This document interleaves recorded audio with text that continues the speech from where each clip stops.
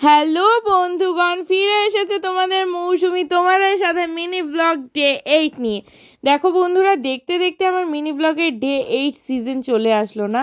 আচ্ছা, আজকে ছিল আমার মনটা খুবই খারাপ। কেন ছিল সেটা অবশ্যই তোমরা ভিডিওর পরে দেখতে পাবে লাস্টে।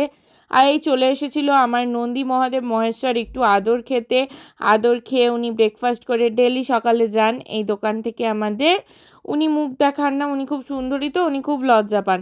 তারপরে আমি চলে গিয়েছিলাম ভাইয়ের সাথে সারদা হার্ডওয়্যার কল কিনতে, কারণ আজকে একজন জ্ঞানী মানী ব্যক্তি এসে ওদের বাড়ির কলটা একদম দুমড়ে মুচড়ে ভেঙে ফেলেছিল। বাই দ্য ওয়ে, অঘটন তো আর বলে কয় না। চলে গিয়েছিলাম তোমাদের দাদার সাথে একটু ব্রেকফাস্ট করতে। অবশ্যই অবশ্যই তোমাদের জানার অধিকার আছে আমাদের ব্রেকফাস্টের টাইমিংটা 1:30, দুপুর 1:30টার সময় আমরা যাই ব্রেকফাস্ট করতে।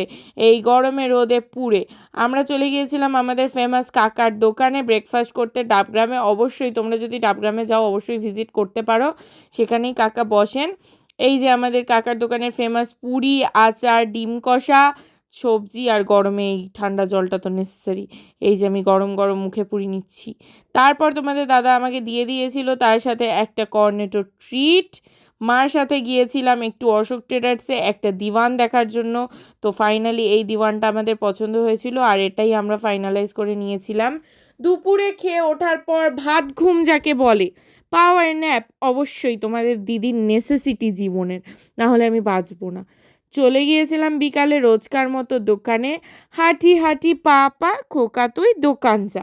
চলে গেলাম দোকানে। দোকানে গিয়ে দেখলাম তেমন কোনো কাজকর্ম নেই, সব ফাঁকা ফাঁকাই ছিল আজকে, বরং মাসের শেষ বুঝতেই তো পারছো। এই যে ভাই একটু ক্যাদ মেরে নিচ্ছে, ও আসলে বলতে চাচ্ছে লাইক করো গাইজ, লাইক করো। তারপর চলে গিয়েছিলাম ইনভিটেশনে। আর এইটাই তোমাদের বলতে চাচ্ছিলাম, এই যে আজকে আমাদের সবার আমাদের মনুর বাড়িতে ইনভিটেশন ছিল, বাট আমি এমন পাগল একটা মেয়ে, ওখানে গিয়ে কোনো কোনো ওয়ান ক্লিপ আমি নিতে পারিনি। কারণ কেন শোনো, আমি ভুলে গিয়েছিলাম। সরি বন্ধুরা, কালকে ফিরছি নতুন কন্টেন্টের সাথে। বাই বাই, গুড নাইট, ভালো থেকো, সাথে থেকো, পাশে থেকো।